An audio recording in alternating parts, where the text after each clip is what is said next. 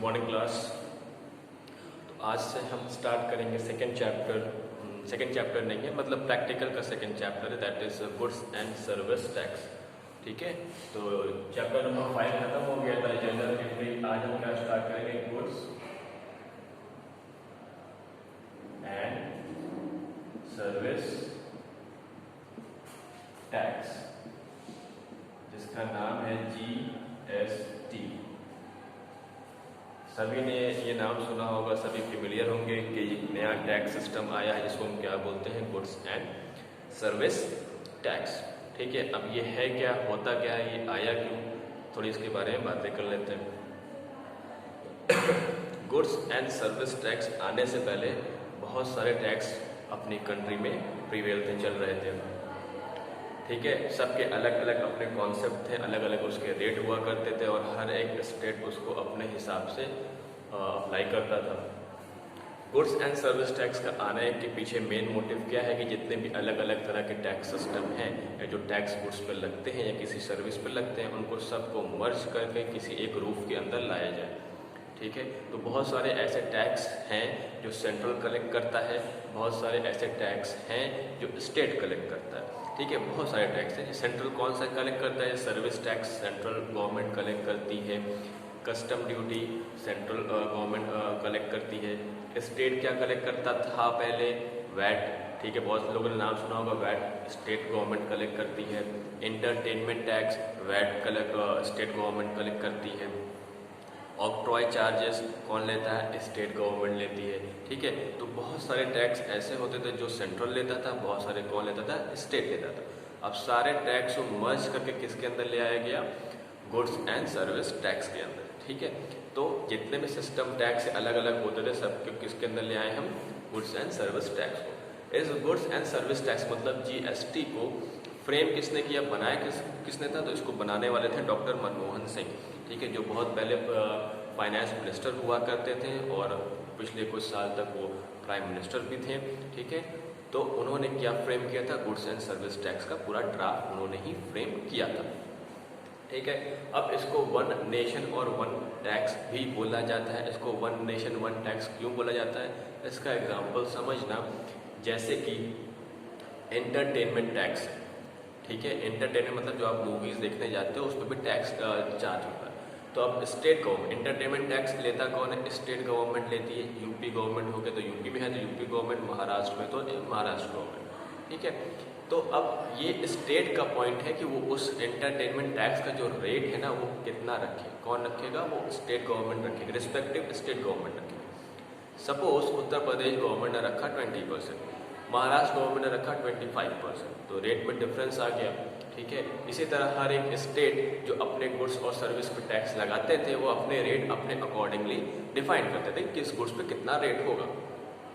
तो इन सब को एक यूनिफॉर्म रेट लाने के लिए क्या आया, GST आया। GST में क्या है कि सारे गुड्स एंड सर्विस, अब क्या हो गया, सारे गुड्स एंड सर्विस जो सेंट्रल कलेक्ट करता था और जो स्टेट कलेक्ट करता था सबको मर्ज करके कहाँ ले आया गया, गुड्स एंड सर्विस टैक्स के अंदर ले आया। अब इसमें जितने भी कमोडिटीज आती हैं, जितने भी सर्विस आती हैं, सबका एक रेट है। ठीक, चाहे वो उत्तर प्रदेश में हो चाहे वो महाराष्ट्र में हो, गुड्स का रेट क्या होगा, एक ही होगा।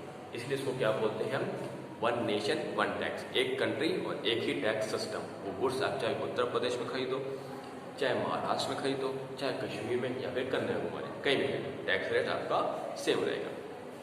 ठीक है, तो ये नाम कैसे आया, गुड्स एंड सर्विस टैक्स, मतलब गुड्स और सर्विस पे लगने वाला टैक्स को हम क्या बोलेंगे, गुड्स एंड सर्विस टैक्स। तो देखना, स्टेट सेंट्रल गवर्नमेंट कौन कौन सा टैक्स कलेक्ट करती थी, सर्विस टैक्स। ठीक है,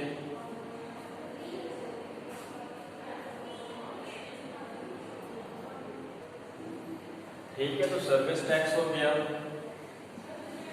एक्साइज टैक्स हो गया। ठीक है, ये टैक्स कौन कलेक्ट करता है, ये टैक्स कलेक्ट करता है सेंट्रल गवर्नमेंट। ठीक है, और सेंट्रल सेल्स टैक्स। ठीक है, ये कलेक्ट कौन करता है, ये कलेक्ट करता है सेंट्रल गवर्नमेंट। ठीक है, अब स्टेट गवर्नमेंट में कौन कौन सा टैक्स आ गया, आपका आ गया एंटरटेनमेंट टैक्स,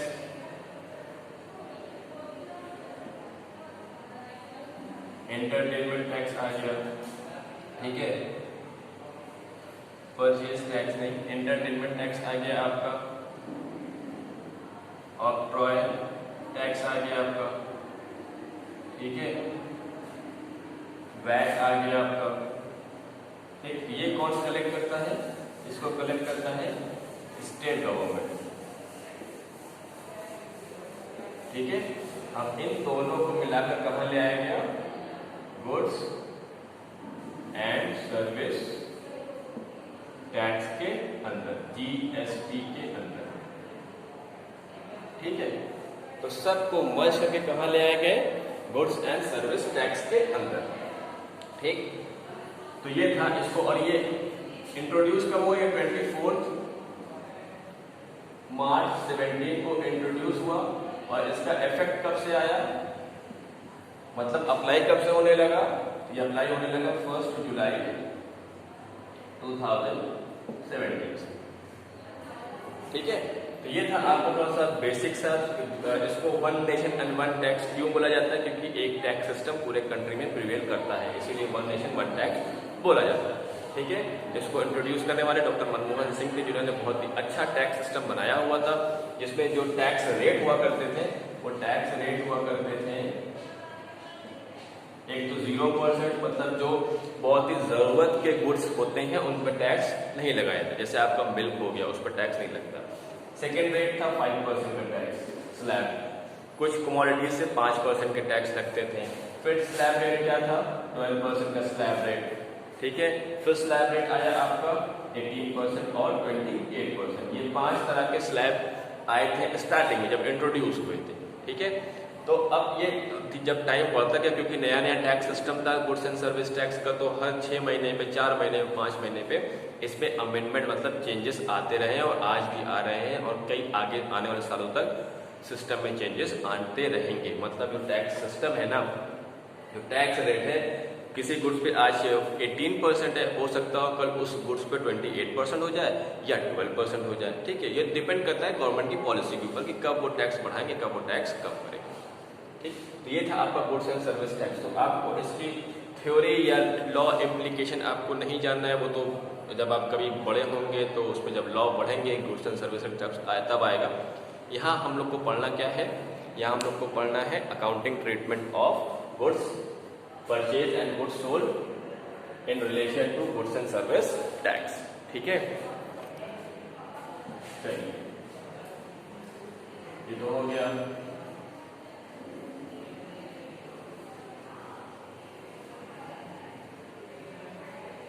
अब आते हैं, दो वर्ड है, एक वर्ड है इनपुट टैक्स, एक वर्ड है आउटपुट टैक्स। एक वर्ड है इनपुट टैक्स, दूसरा क्या है? Output tax. अच्छा, एक चीज और समझ लो, गुड्स एंड सर्विस टैक्स 3 तरह के टैक्स डिफाइन हुए हैं। एक है सीजीएसटी, दूसरा है एसजीएसटी और तीसरा है आईजीएसटी, ठीक है। ये क्या होता है? Central goods and service tax. ये क्या होता है? State goods and service tax. ये होता है integrated goods and service tax. ये शॉर्ट फॉर्म यूज होता है, मतलब जो जीएसटी कलेक्ट होता है, वो जीएसटी जो अमाउंट कलेक्ट होता है उसके 2 पार्ट होते हैं बेसिकली। अगर विद इन द स्टेट है, अगर sale and purchase within the state है, विद इन द स्टेट, ठीक है, तो देन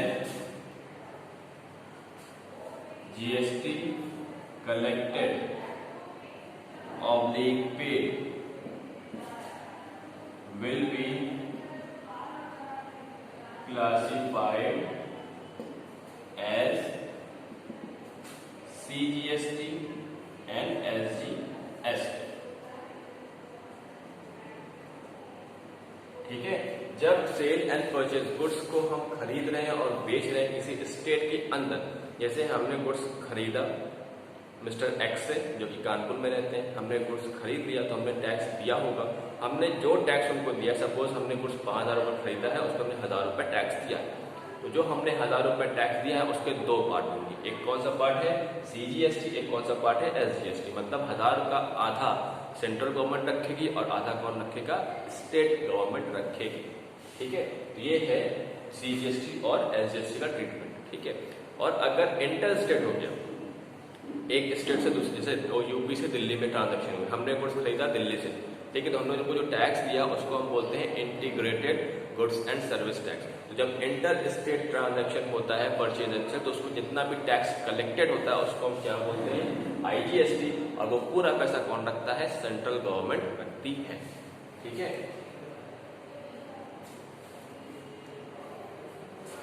इसमें हम चेंज कर दे रहे हैं, इसी में sale and purchase,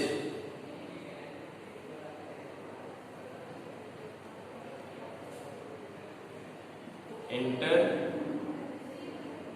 state sale oblique purchase, then GST collected or paid will be classified as integrated goods and service tax, IGST। ठीक है, तो ये था आपका सिंपल सा पॉइंट।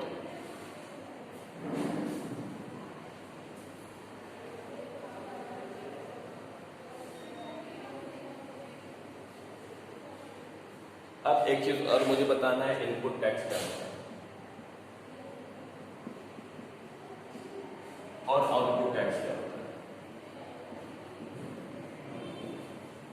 ठीक है, समझना ऐसे, मैं एक डीलर हूं, ठीक है, मैंने मिस्टर वाई से एक गुड्स खरीदा, तो जब मैंने वाई से गुड्स खरीदा, मेरे पास गुड्स आया, हम पेमेंट करेंगे, हमने पैसा दिया, ठीक है, तो हमने जब उसको पैसा दिया तो हम उनको टैक्स भी दे रहे होंगे, GST के फॉर्म में हम टैक्स दे रहे होंगे, तो जो हमने टैक्स दिया उसको हम क्या बोलते हैं, आउटपुट टैक्स। ठीक, जो आप गुड्स खरीदने पर जो आप टैक्स देते हो उसको हम क्या बोलते हैं, आउटपुट टैक्स। ठीक है, सॉरी, जो हम गुड्स खरीदने पर टैक्स देते हैं उसको हम बोलते हैं इनपुट टैक्स। ठीक है, जो हम गुड्स खरीद रहे हैं उस पर हमने टैक्स पे किया उसको हम बोलते हैं इनपुट टैक्स, और जो हम गुड्स बेच रहे हैं कस्टमर को, कस्टमर से जो हमें टैक्स मिलता है उसको हम क्या बोलते हैं, आउटपुट टैक्स। ठीक है, मैं इसको लिख भी देता हूँ।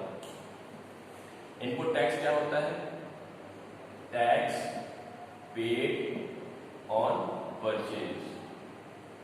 ठीक है, आउटपुट क्या होता है, tax collected on sale.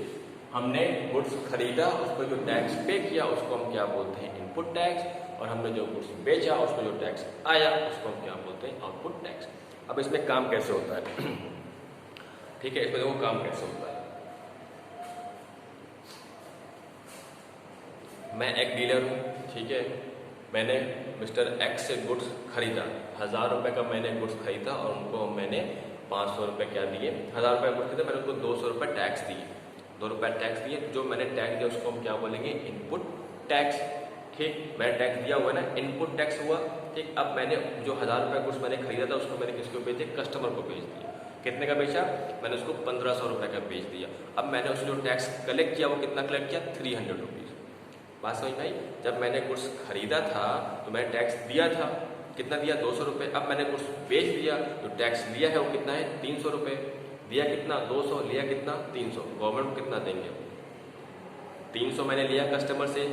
Tax किसका होता है, गुड्स एंड सर्विस टैक्स किसका होता है, गवर्नमेंट का पैसा होता है। 300 रुपये लिया कस्टमर से, और जो मैंने 200 रुपये पहले दे दिया है उसको हम सब्ट्रैक्ट करेंगे, कितना बचा, 100 रुपये, वो हम किसको देंगे, गवर्नमेंट। ठीक है, क्योंकि यहाँ पास जो गुड्स का बायर और जो गुड्स का प्रोड्यूसर होता है या बिजनेसमैन होता है वो अपनी जेब से गुड्स एंड सर्विस टैक्स नहीं भरता है, कस्टमर से जो लिया और जो उसने दिया, ठीक है, जो लिया उसको जो दिया वो सब्ट्रैक्ट कर दो, जो नेट अमाउंट आएगा वो कहाँ जाएगा, गवर्नमेंट के पास। ठीक है, सपोज परचेज गुड्स ₹1000, ठीक है। GST paid is equal to 200, ठीक है। हमने गुड्स परचेज किया, उस पर GST पे किया, इसको हम क्या बोलेंगे, इनपुट टैक्स, ठीक। यहाँ पर sold goods to customer for ₹1500, ठीक है। GST collected is equal to 300, ठीक। अब गवर्नमेंट अब टैक्स का करना है, ये GST का पैसा किसका होता है, गवर्नमेंट का, तो पेमेंट करना है। यहाँ बस लिखना पेमेंट टू गवर्नमेंट, गवर्नमेंट को हम कितना पे करेंगे, तो यहाँ पर लिखिए आउटपुट टैक्स कितना था 300, इनपुट टैक्स कितना है आपका 2, 300, 200 सब्ट्रैक्ट किए कितना आया ₹100, ये क्या है, payment to government, payment to government, इतना हम गवर्नमेंट को पे करेंगे, ठीक है। तो ये बात समझिए, थोड़ा सा इंट्रोडक्शन था। अब इसकी अकाउंटिंग ट्रीटमेंट क्वेश्चन मैं थोड़ा सा थ्योरिकल बताऊंगा, उसके बाद में क्वेश्चन भी आपको कल से स्टार्ट करूँगा, ठीक है। Thank you.